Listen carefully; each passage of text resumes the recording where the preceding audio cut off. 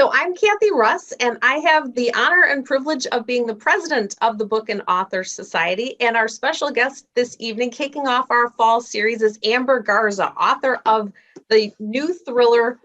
Oh, you can't see it. There it is. Where I Left Her. So welcome, Amber. Hi, thank you for having me. Oh, it's a pleasure. It's a real pleasure.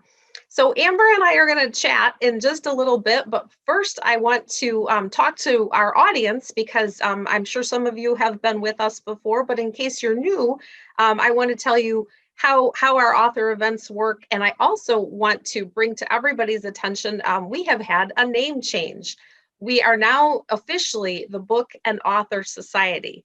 Formerly, we were the Metro Detroit Book and Author Society, but we, with our virtual events, have been drawing a larger audience from around the country.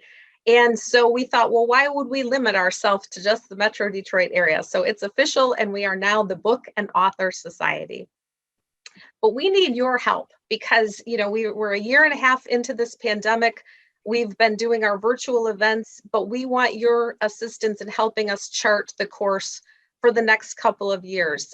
Virtual events, in-person events, authors you'd like to see, genres you'd like to see, and if there are any other types of literary related events that you think that perhaps would fall in our wheelhouse, we want to hear from you because we used to get 1,000 people at our in-person lunches.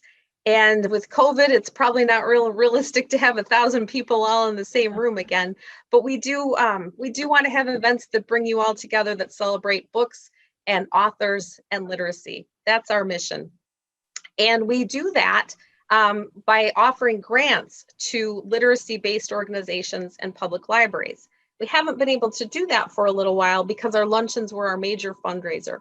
But you can help us, you can help support the Book and Author Society, and you can also help support your local independent booksellers by using the Book and Author Society link on bookshop.org. And we encourage you, if you're interested in buying a copy of Where I Left Her, and I'm sure you're going to want to buy it after you hear from Amber, please go to bookshop.org. and consider purchasing the book there and any of the books and all of the books for our fall series. Raya's just put the link in the chat. What bookshop.org does is they return a portion of that, of your purchase to your local independent bookstore. So wherever you live, if you're in Ann Arbor, Literati would maybe get a portion of that unless there's another bookstore that is working with Bookshop. For example, and then the Book and Author Society also gets a small commission as well. So please, if you are going to buy any books, we encourage you to support your Book and Author Society and your local independent bookseller. So with that, and I guess I should tell you too, you can find all of this information at our website, which is bookandauthor.org. So I'm going to mention one more thing, which is that if you have any questions throughout our evening, please feel free to put them in the Q&A section. We've left plenty of time for questions and answers. So Amber and I are going to talk for a little while, and then about halfway, about 7:30, halfway through our program, we're going to start taking your questions. So at any time, please feel free to put your questions in the Q&A. So with that, it is my pleasure to introduce Amber Garza, author of the book Where I Left Her, which just came out on August 24th. So welcome. Thank you. So how are you doing? Good. Yeah. Glad to be here. You said you were just writing right before you zoomed in with us. Yep. So is that the life of a writer? You just write like at every spare moment, or how do you stagger your day? Writing is my full-time job. So I write pretty much all day. I'm a night owl, so I sleep in. So pretty much all day means I start at like 10:30 something. I always sleep in till at least 9, lay in bed with my cat for a while, and then get up and have coffee and start working. I spend usually the first couple hours in my bed with my laptop, and then I'll finally get up and get on clothes and come in here in the office and write. So that's usually my day. And then in the evenings, I'll try to do promo stuff or Instagram or Facebook or these kind of events in the evenings. So that sounds like a really great day. Yeah, it is. It is. It's definitely it's been my dream since I was a little girl. So some days I can't believe I'm so blessed to get to do this. So I don't take it for granted. Oh, God, I think anybody who reads, I think sometimes about, I'd love to publish a book but I don't know what I would write about. So I think, you're sort of living the dream for a bunch of us. Well, I want to come back to that, but I want to dive right into to Where I Left Her. Mhm. It was published on August 24th. How's Yeah. the reception been? Really great. It's interesting going into it's my sophomore thriller, and it's interesting coming off of the heels of my first book that sold to a big 5 publisher, and it gets a lot of buzz, and then you put it out into the world, and then you start writing a second one. And then the pandemic hit. So I wrote the second one during the pandemic, which was hard. And so I think there's always that self-doubt of will people receive my second one? It's a lot different than the first one, but it's been, everyone's been so great. And I've gotten such emails from fans and great reviews. And I've been really, really pleased with it. Well, it has gotten tremendous reviews, and I have to tell you, I've seen it pop up in all of the review journals. It's been in Library Journal, it's been in Publishers Weekly, but it's also been featured in a book page, and I am blanking on a couple of the other ones, but every time I've seen it, I think I get to talk to her. Yeah. Oh, it's great to hear that you're seeing it. Yeah. And I'm always really excited that I think Publishers or Library Journal gave it a starred review. So I think it was Publishers Weekly, but yes, that was so exciting. Yeah. Because as a writer, do you, what does that mean to you? I know my head would probably explode if anything I wrote got a starred review anywhere. Yeah. I cried when my publicist sent it to me because I was wondering, I didn't get a starred one with When I Was You. And even then, it got a lot of buzz. And so I thought, oh, I hope people like it as much. And then when she sent me the link, it was before it had released. And so I was kind of, feeling a lot of trepidation about the release. And then when I got that, I remember I got it in the morning when I first got up, and I sat in my bed and cried. And I was so excited. I don't know. It just gave me validation, I guess. Well, it's well deserved. I'm holding this up. Oh, you still can't see it because my background. So it is definitely a thriller. And I was thinking, I don't want to give any spoilers away, and I don't want to give any clues. I will tell our audience. I told Amber before we went live, I was reading this book, and by page 70, I really had to resist the temptation not to turn to the end and find out what is going to happen. So I don't want to give anything away. So Amber, will you tell us the plot as much as you want to share of Where I Left Her? Yeah. So Where I Left Her is about a single mom named Whitney, and she drops her 16-year-old daughter Amelia off at a friend's. It's a new friend's. She's met the friend, but not the parents before.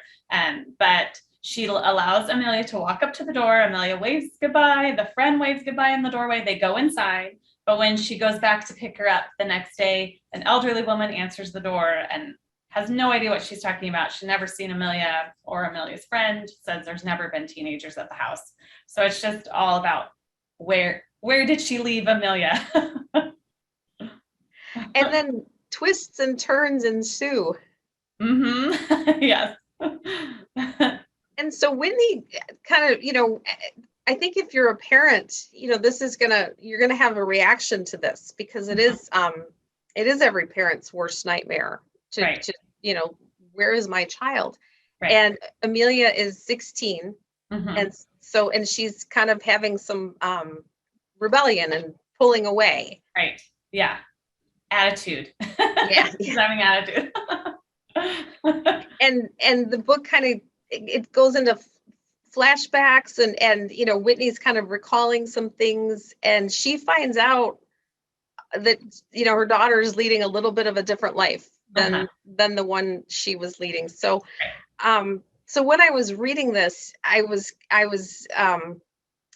don't have kids, but I have nieces, and so I was thinking, oh my gosh, if this ever happened to my sister or my niece, what?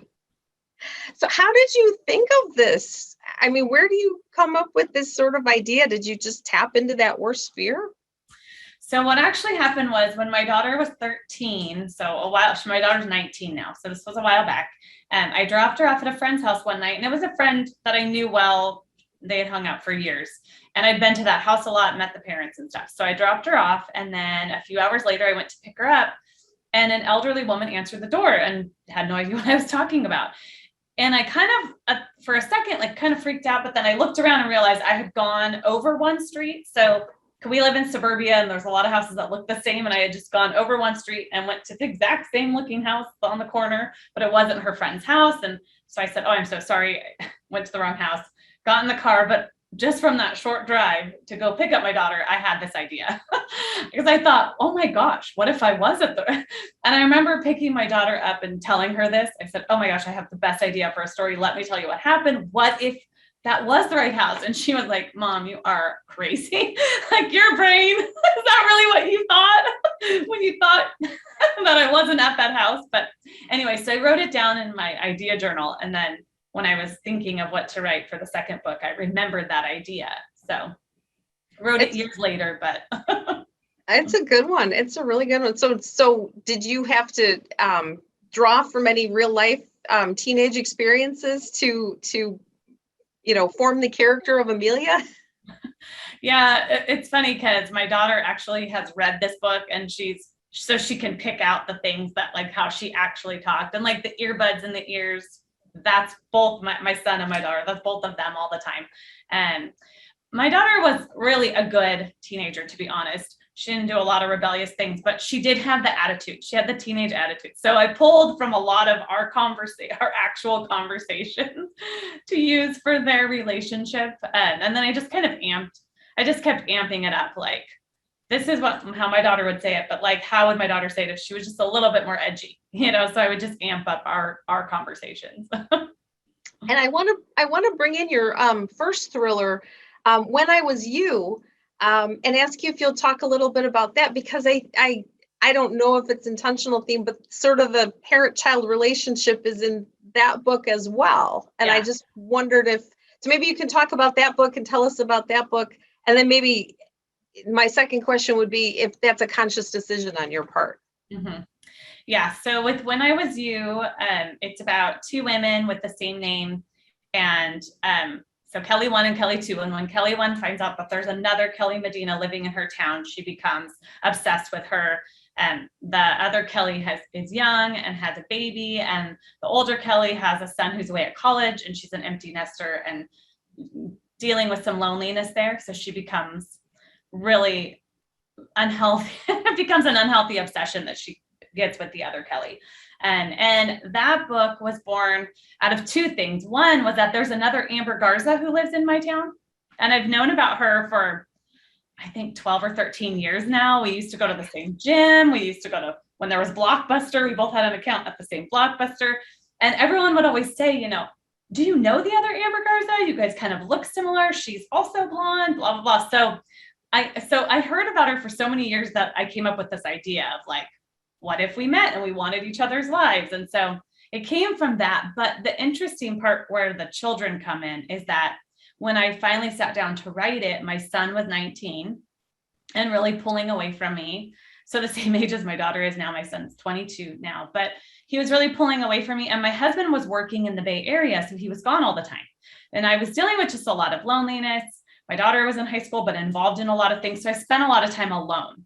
And I really felt like in the character of Kelly, I wanted to explore my own feelings of loneliness and my own feelings of like, who am I now that my kids are grown and don't need me, And so I explored a lot of that. And then I feel like the mother-child relationship can lend itself to some really fun thriller themes. So I wanted to explore that in that one. And so definitely it is a conscious theme. It's in my next two books is the mother-child theme. So I'm continuing on with it because I just think there's so much there. I think, and tell me if I'm off on this, but I did the notion of identity is also strong.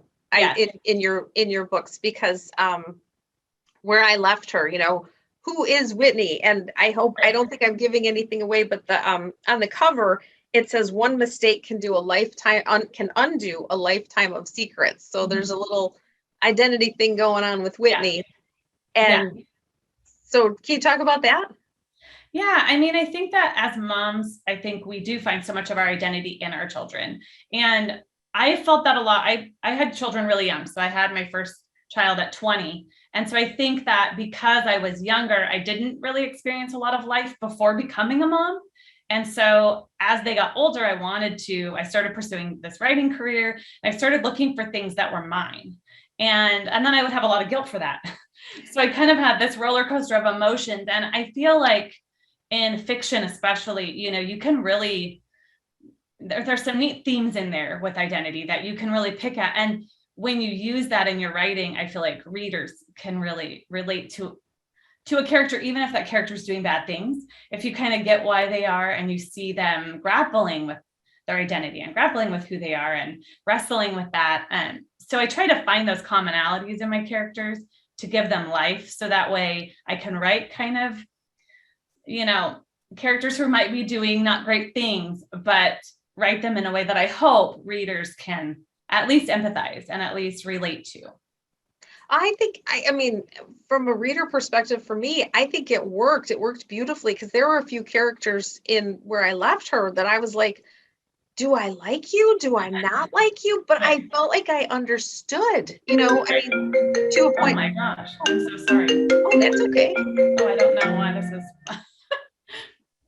My daughter was calling me. Oh. I forgot to turn the thing off. I do that usually, and then I forgot. I'm so sorry. No, that's appropriate. You know what? The thing is, I know this with my nieces. It's sort of like, whenever you want to talk to them, they're not interested. And then when you're doing something else, it's right. There they are. Oh my gosh. No, that's totally fine. No, I think that sort of ambiguity and who is this person and the maybe mixed motives and and everybody has a past too, whether we admit it or not, and some of us it's not as exciting as others, but Yeah. but I think that ties in. So can you talk about that as it relates to Whitney and Amelia's situation, as much as you can, just because I kind of want our audience to have like that teaser, like. Right. Well, I think, to be honest, when I started writing the book, I didn't really know. I kind of knew the Amelia piece, and then it took me a while to figure out all of Whitney's piece. But I wanted Whitney to be something so much larger than just Amelia's mom and have this past that Amelia would even be shocked by, right? Like that she would think her mom was probably always so perfect and always meant to be a mom, right? But she has this whole other world that her daughter doesn't know about. And of course, I wanted that world to collide with where we're at now and maybe be a piece into why Amelia is missing. I think that kids often, even sometimes with my kids, I'll tell them, and I don't have a crazy past or anything, but I'll tell them something from high school, like my daughter's dating. So I'll say, oh, I remember I dated this guy or whatever. I'll tell her a story. And she'll always be like, I can't even picture you. You like that. And I think kids do have a hard time seeing their parents as these multifaceted people with this other past that didn't include them. And so yeah, I enjoyed kind of piecing that in and then how it all unfolded. Yeah, no, that was really, I enjoyed that part a lot because, now that I'm older and just, I remember thinking that my parents were always just those people who sat in the armchairs and read the paper at night, and then you find out that they weren't. And it's like, oh, you're people. Yeah, you weren't always a mom and dad. Right. That's right. So as far as plot, see, here's a question I've always wanted to ask a thriller writer. So when because some thrillers work better than others, and I read a lot, and there are some twists and plot endings that you can, you kind of go, okay, I and it's a game, right? You try to figure out what's going on. Right. And if you can figure it out, then you win the game. I didn't figure this out. But I try, Okay. and some twists are sometimes more successful than others. So as a writer, like how do you plot the book, and how do you decide, like, what's enough, in terms of twists, because some books that I've read, it's like every time you turn the page, the story's going this way. And that to the point where, you just go, well, this doesn't make any sense anymore. Right. Yeah. This book was, perfect in that it was a page turner, but not so much that I was like, okay, whatever. So how do you do that? How do you strike that balance? Oh, that's a good question. I think first and foremost, you have to make sure your twist, like you're laying the foundation for the twist. When hopefully the reader won't get the twist, but when the twist comes, they'll be like, oh, yes. How did I not? That all clicks into place now, right? As a reader, I don't love it when I read a book and then I feel completely thrown by the twist at the end. I like to be shocked, but not to the point where I'm like, I feel blindsided, so I don't like that as a reader. So as a writer, I try to be really careful. Like, does my twist make sense? Have I laid all the foundation for it? And me personally, I always like the third act twists. I always like the ones that kind of happen at the very end of the book. I don't mind like a twist or two earlier, but I don't like a ton of them. I like it if it's like at the very end when you think you finally had it all figured out. And then it's like, wait, I didn't. So I personally like that as a reader. So I try to do that. I will be really honest and say that I am really bad on my first and second and third draft, like when I'm doing it by myself, of withholding too much. So I withhold because I'm a writer who doesn't want to give too much. I always just wanted like these little tiny, and then a lot of times my agent will be like, okay, you're keeping us in the dark too long. So really my agent and my editor are great at reining me back in and adding in the things that the reader needs to see earlier, like kind of, shifting me earlier in the book to show you things. So I really feel like it's a collaborative effort to get there. And I feel like on my own, I don't do as good of a job as my agent and my editor at seeing where I need to put the things. I have them all in there, but I will usually string them out and wait too late to show you. So, well, and do you feel like sometimes you can be too close to it because it's your story, right? And it's in your head and it's coming out on the pages, right. But maybe you're not, and it all, but you don't maybe realize that we don't know it all, or right. we're not where you are. So yeah. I think that could be part of it. And I write a lot of backstory and I don't always write in order. And so I feel like because I have all these different documents up in different pieces, I think sometimes I've given readers something that I haven't. And then, so it'll take a second set of eyes to go, I'm not seeing this anywhere, so. Well, that's cool. Do you write the backstories on the characters before you put them in the book? Yeah, I do a lot of extra work.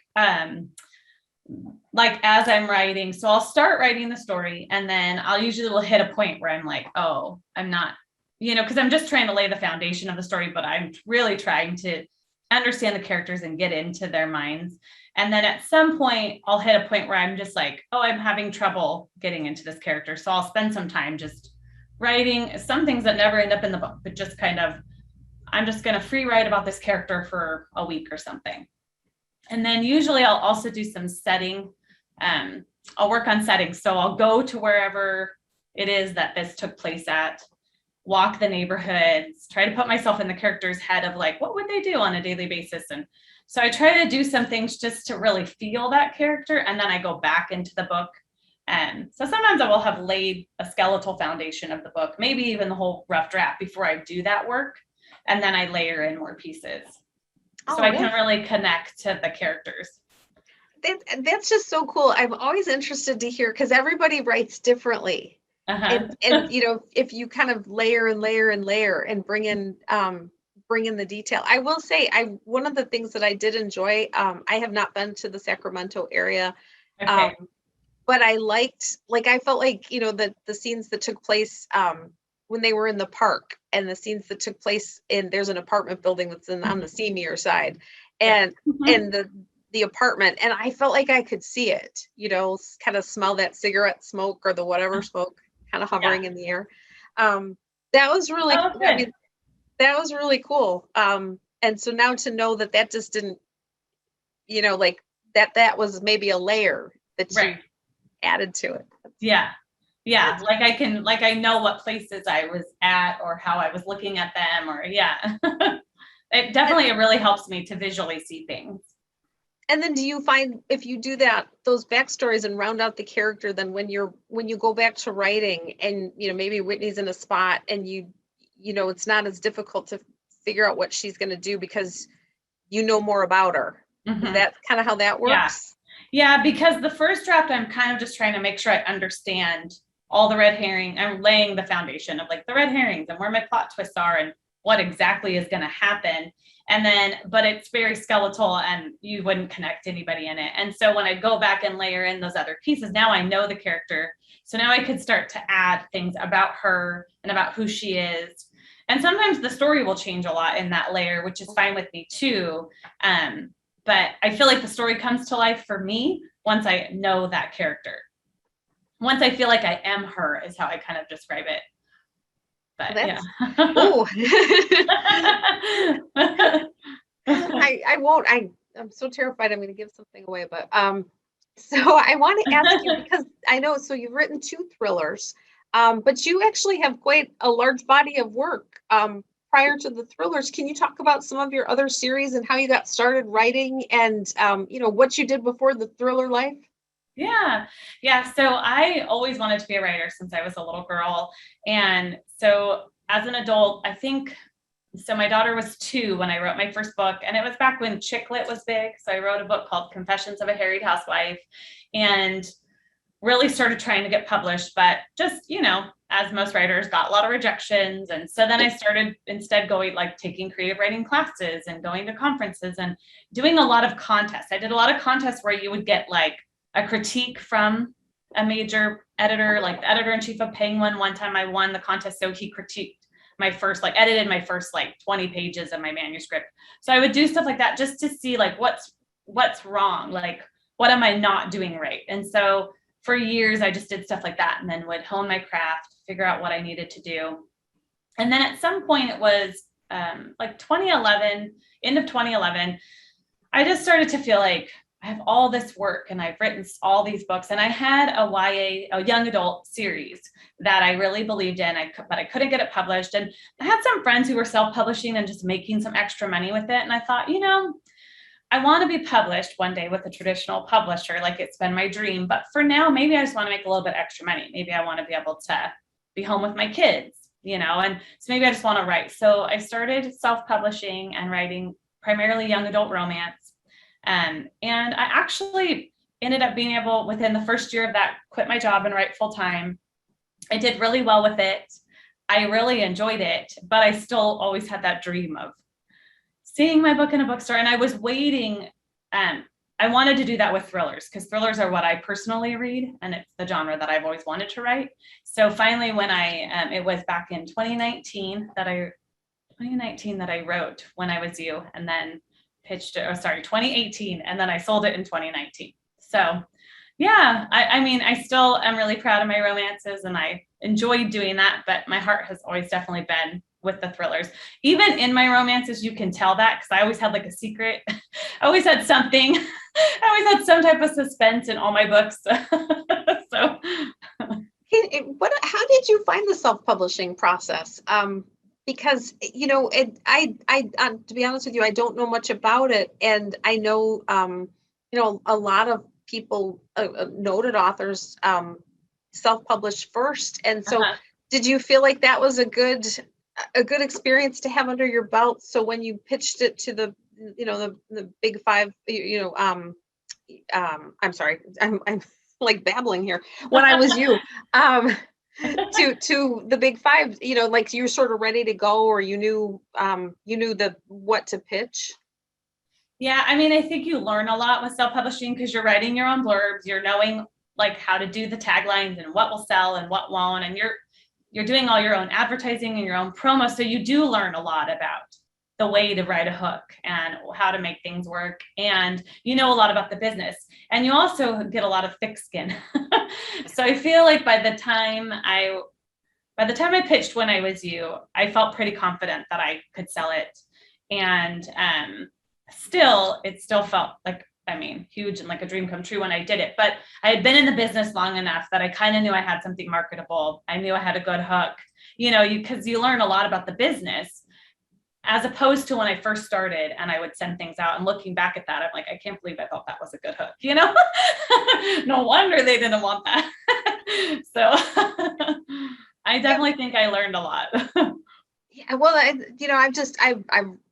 I haven't had any experience with the publishing world, but the book that I read most recently about it was The Other Black Girl, Okay. which was fantastic look at the world of publishing and among other things, but to all the manuscripts that they read and like who they choose and Right. the meetings that they have about it, and I was like, wow, I who knew? Right.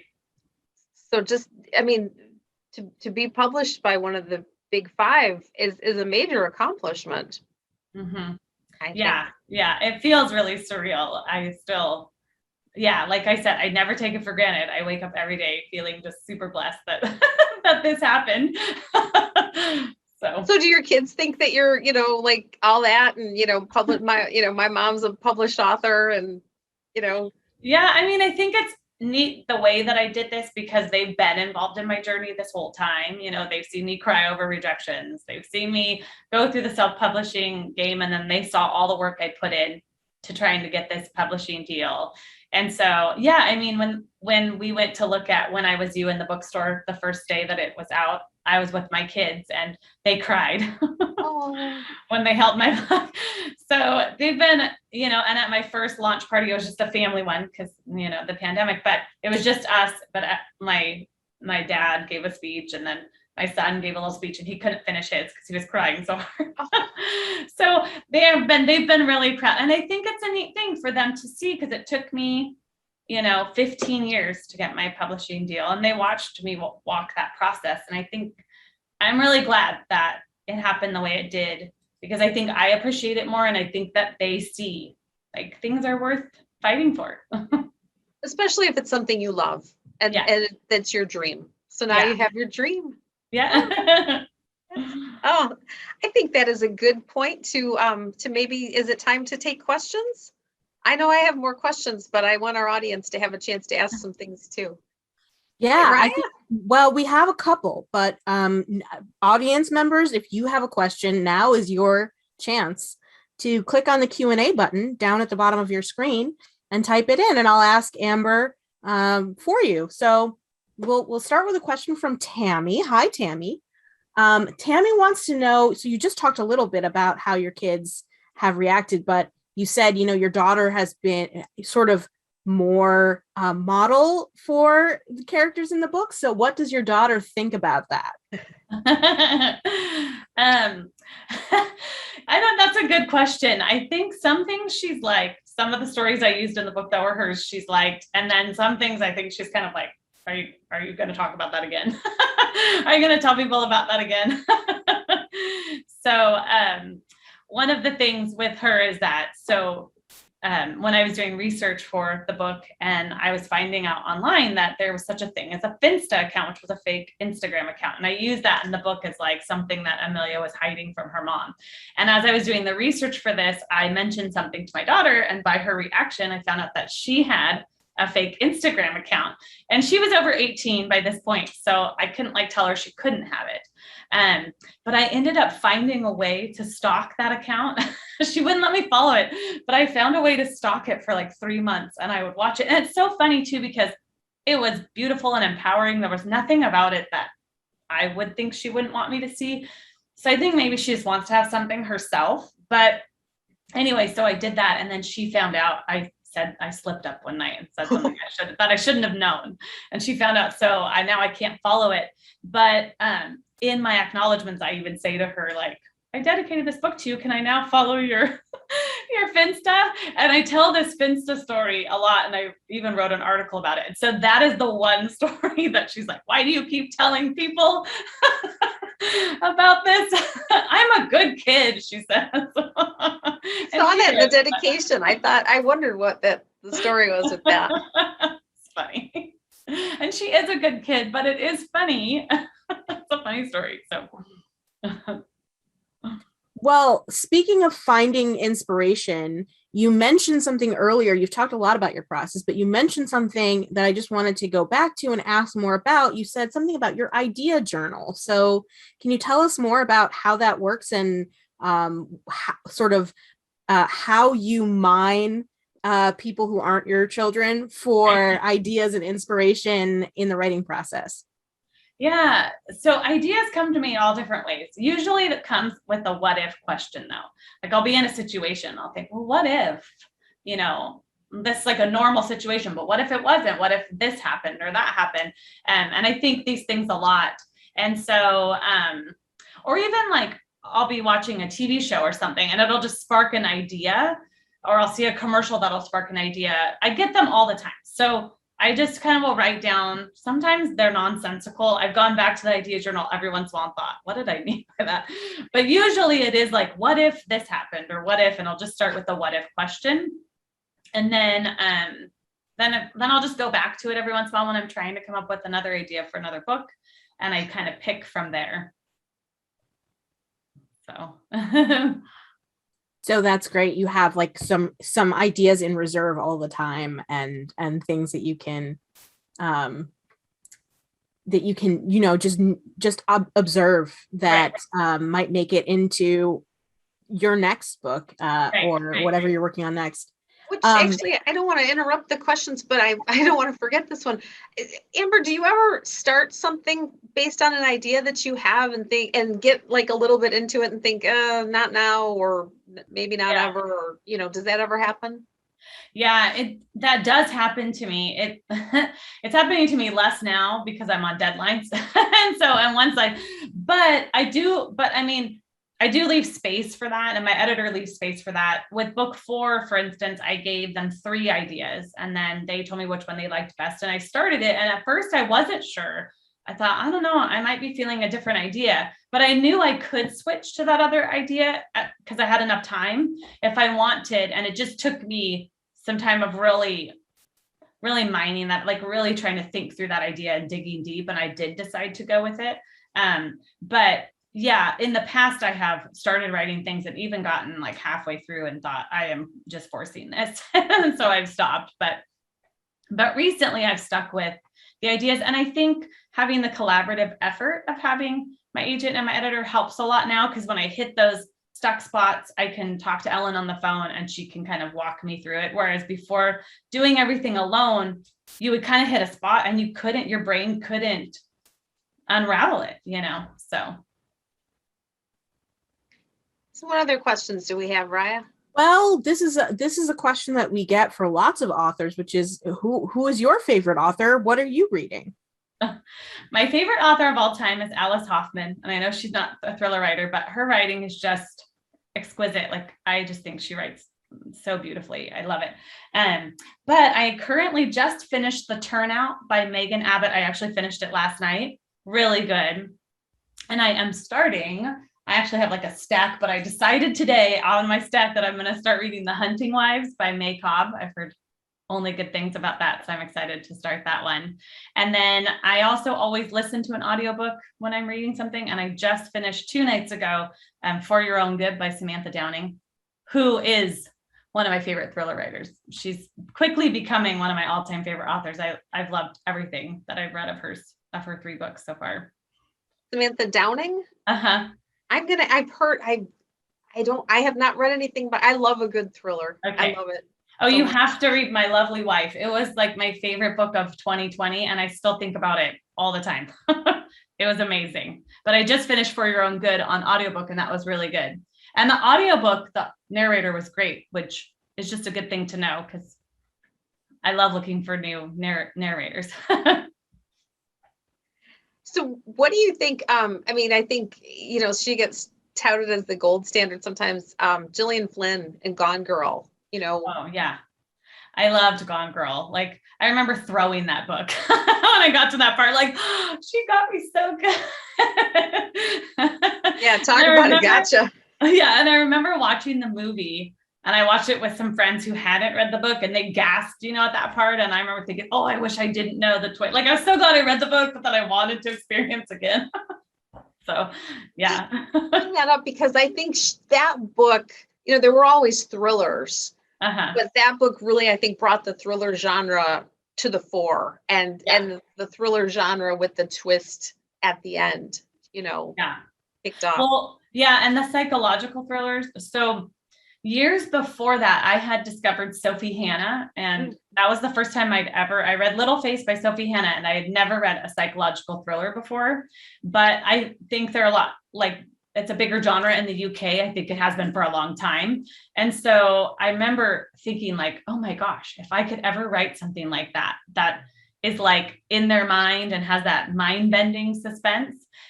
So I always wanted to write one. And then when Gone Girl happened, it became a bigger genre here.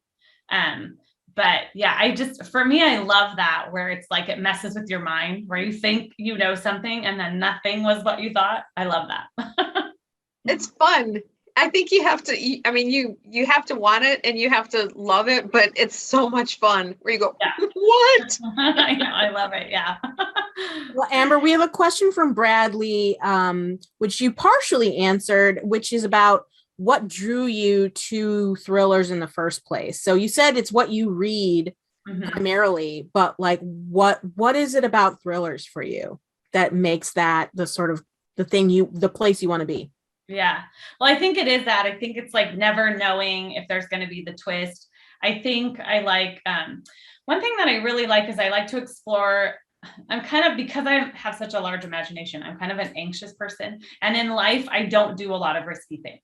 I'm a real safe person. And so I think within fiction, I love to explore things that are kind of dark and edgy and risky. And I like to kind of feel scared when I'm reading, because it feels like a safe place to be able to feel scared. And I know for sure in my writing, I push the limit there, because I want to experience what I would be scared of in life. But I also really like that in books too. And I think too, I like regular fiction. Like I do read Alice Hoffman and I read a few authors that I love, but I always have that like thirst for something more to happen. Like not just the story and not just the characters, but like there's something else that's pulling me along. There's going to be something that's going to happen, or there's a mystery, or there's a murder. I don't know. I just really like that. Something that like lurks below the surface. Yeah. Yeah. Yeah. The hidden depths. So you mentioned loving audiobooks and listening to lots of audiobooks. Are your books available as audiobooks? And also, do you get to weigh in on who the narrator is for those? Yes, they are an audiobook, and I did choose my narrator, Vivian Lahaney, and she's amazing. She does such a good job. I had chosen her for the first one, and then I had asked her if she would then do the second one. And she's also a lovely person, and I hear nothing but good things about them. I mean, I personally like it, but I also hear great things. And I have my grandpa who's 97. He can't read anymore, so he listens to my audiobooks and he thinks she's fabulous. So he's the reason that I first fell in love with her voice, because he loved her. So that's awesome. I'm so glad that your grandfather is listening to your audiobooks. I'll have to check out that narrator too. Yeah. Okay. Well, I think that probably Kathy was going to ask you this question, but since you mentioned a fourth book, I left it for you. I'm gonna beat Kathy to the punch and ask you, third and fourth. Now, what are you working on now, and what can we expect from you? Yeah, so I'm actually working on book 4, but book 3 will be coming out it'll be coming out this next summer. And I can share about that one. So that one is called Winnie Came Home, and it's about a widow who she's estranged from her son, but she's starting to have some cognitive issues, and her mom had early onset Alzheimer's. So she thinks she is getting early onset Alzheimer's. So she asks her son to come back and live with her. And within the first month of him living with her, 2 women in her neighborhood are murdered. And she starts remembering things from his childhood that he did. And she starts to increasingly become suspicious that he might be the murderer. Where do you get these ideas? I'm really excited about this one. I will say that this is my favorite book I've ever written. I loved Valerie, the main character, and I loved the whole process of it. So I'm really excited. There's kind of a haunted house element to it too. Not to get like too supernatural, but she kind of thinks her house is haunted. So the house is like another character, which was fun to kind of explore a creepier atmosphere. Is that set in the Sacramento area as well? So that one I set in Midtown. And so she lives in a Victorian home in Midtown. And my husband and I, we would go on the weekends when I was writing that book and walk Midtown and try to walk the route we thought she would walk and look at all the Victorian homes there. And yeah, it was really fun. But to answer how I came up with that idea, that one actually, and to answer your question from earlier, that one did not come from anything that happened to me in life. It really did just come from, I had written down one day in my journal, like, what would I do if I thought one of my children had done like the worst thing, like how would I respond to that? And that was all I had written one day. And I just think for me, that's like always been a huge fear as a parent, just like, what if your kid did something? Like, I think my kids are great, but like, what would I do if I found that out? And so when I looked one day at that, I just kind of started to think on that idea, like, how would that look? And so that's how it all kind of started to evolve in that way. And that's again, exploring my biggest fears. And that's summer of 22. Mm-hmm. Yeah. Yeah. Since you had mentioned that Where I Left Her, you wrote that during the pandemic. Mm-hmm. How was that? I mean, because writers, you kind of you're in your room and you're by yourself, but the pandemic probably magnified that. So what was it like to write a book in a pandemic? So regards still kind of there here, but but Where I Left Her was particularly hard because at the time my son was still living at home. He's since moved out, and my daughter is in college, still doing college here at the home. But so I had gone from writing full time while my kids were somewhere else, anywhere else, at work, at school, and my husband was in the Bay Area. And then when the pandemic hit, my husband was home, both my kids were home, and it was really, really hard. Just the added noise. I write with music blasting in my office by myself, and with my kids home, it would be like, no, I need the computer, or they would be just coming in. My daughter just walks in and just starts talking because she's a talker. And so it'd be like, Kayleen, and having my husband here, and he was finally home. So he's like, let's go on a walk. Because he's stuck in the house, let's go grab something to eat. So it was definitely hard. And it was hard too, because you couldn't leave. I couldn't just go to a coffee shop and go write somewhere. So it took a lot of just trying to find stolen moments and trying to work through the noise and try and work with my family on, this is my time I'm working. I'm not trying to be rude. So, but then I think on top of that, it was, the pandemic was hard on our brains. And so even when I would get those stolen moments, I had all of this of what's going on in the world in my head. And it was just, it was definitely the hardest writing experience I've had, was writing Where I Left Her. I'm super glad that it turned out the way it did, because there were moments where I thought, I don't know if I'll be able to finish this book. So, but I feel like we're coming out of that. At least my family's not all home all the time now. And I feel like at least I can leave the house sometimes and get a little bit more freedom. So it's been easier coming out of Where I Left Her, which I'm happy with. Can I ask you, as an author, how does the pandemic, or does the pandemic, or will the pandemic enter into any of the plots of your books? Because, I keep up with the new releases and the books, and I haven't seen it really in books, but I wonder if in a year from now or 2 years from now, it'll be there, because it's, obviously it's everything in our lives, but in the wonderful world of fiction, it doesn't have to be. Right. So how does it fit with your books? I haven't put it in yet. For me, it's like, I haven't even wanted to read. I've seen some books that have come out that are about the pandemic, and I've heard they're fabulous. And at some point I want to read them, but I don't want to read them now.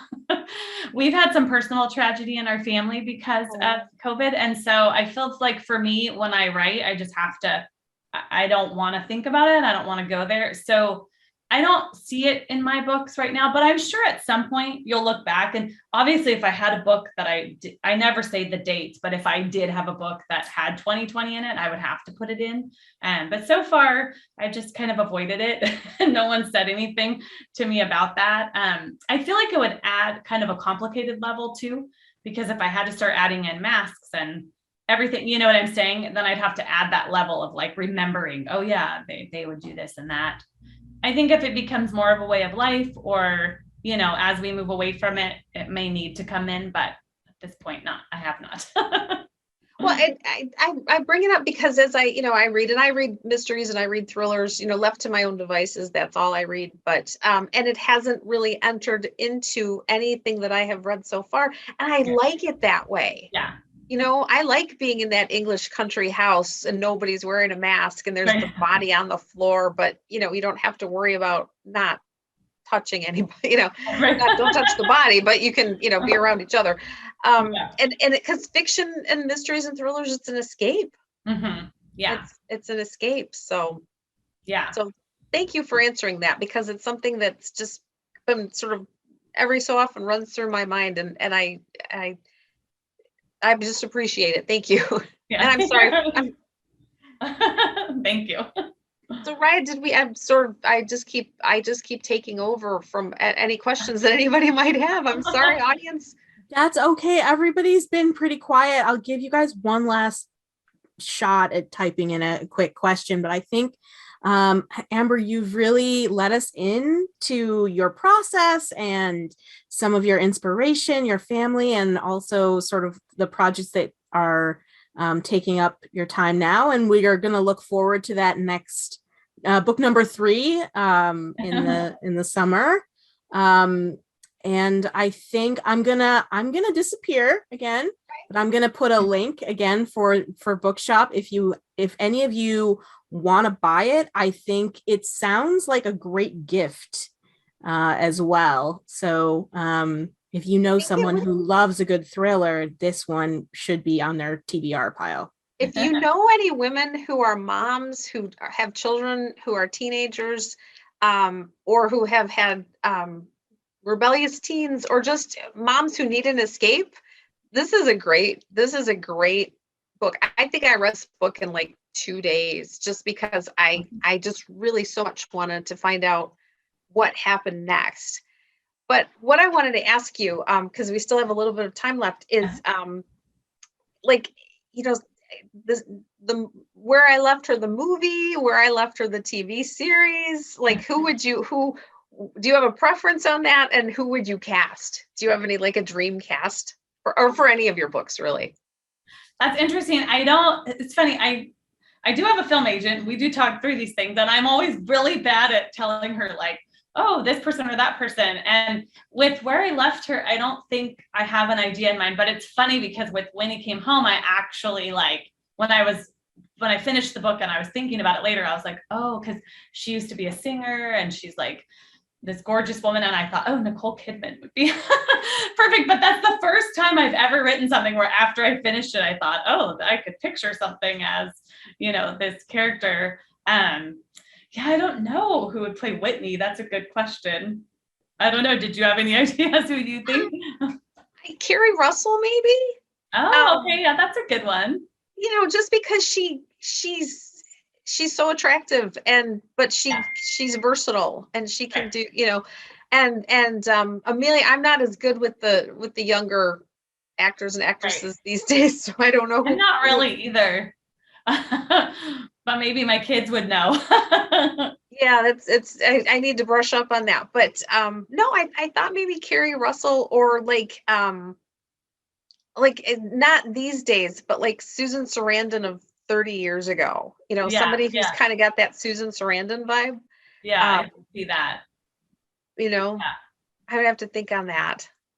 But yeah, I know I'm never good at, for one thing I'll say is I don't see my characters like physically. And so I think that might be part of why I have a hard time. Like sometimes I'll force myself to say like, oh, they have this color hair or whatever. But when I picture them in my mind, I don't picture them physically. I like sense them. So So I do have a hard time sometimes. I think that's why, because trying to make him fit a person is hard for me. Well, and you probably don't want to write like Whitney with Carrie Russell in mind, because Right. that's part of the fun for the audience is, like I can picture Whitney, and my Whitney's different from your Whitney, Right. different from somebody else's Whitney, Right. but it's still the same Whitney and the same story, and Yeah. we can experience it together but differently. So Mhm. Yeah. Yeah. I like that. that's cool. So okay, so you can't tell us though about your fourth book because that's still in process. Yeah. That one is I'm still working that one out. So I don't want to say anything that may end up changing. No. I understand completely. But I hope that you would come back and see us again. Oh, I would love to. I had so much fun. Oh, that makes me so happy. You are most welcome anytime. And so, so when he came home, Mhm. that's next August of 22. I'm assuming August. Yeah. Next summer, but I'm assuming it will stay on the August. Okay.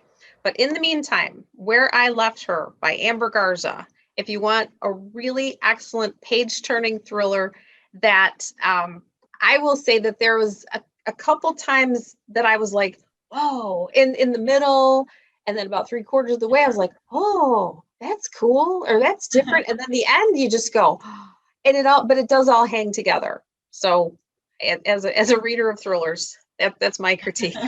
Good. I'm glad to hear it. So Amber, thanks so much for being with us tonight. I just so appreciate it. And you please know we wish you the best. We will have you back and you can tell us more of what's going on. I'm going to keep my fingers crossed for the movie of When He Came Home with Nicole Kidman. Thank you so much for having me. This was great. Oh, thank you. So thank you all to our audience for joining us tonight and being part of the start of our fall 2021 series.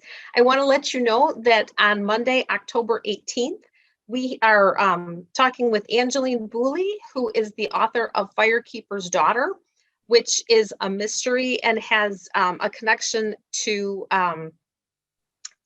Native American literature and lore and culture. And I'm really excited to talk to her and all that she brings in this great book and this great mystery. And then November 8th, we have Ni Vo, the author of The Chosen and the Beautiful. And that is the story of the Great Gatsby told from the perspective of Jordan Baker, who has been recast as Asian and queer. So how cool is that? November 15th, we have Jean Meltzer, author of The Matzo Ball, which is a romantic comedy that's getting a ton of buzz. And it's about a Jewish woman who writes Christian romances, and her publisher asks her to write a Jewish romance, and she ends up going to this really great party. So if you like rom-coms, I think that you'll enjoy this one. And then last but not least, on December 6th, we have a nonfiction book for all of you out there who enjoy a cocktail. This is Mallory O'Mara, and she has written a book called Girly Drinks, A World History of Women and Alcohol. So just in time for the holidays. So that is our fall series. If you are interested in purchasing any or all of these books, please check out our link on our website to bookshop.org. And please, please, please take our survey and help us plan more great events like this one so we can bring you what you would like to see and the authors that you'd like to see. So until we meet again, I wish you all a very wonderful night. I'm going to go probably watch the Detroit Lions lose. Go Lions. And I hope you all have a wonderful evening. And Amber, many thanks again. Yep, thank you. Take care, everybody. Good night.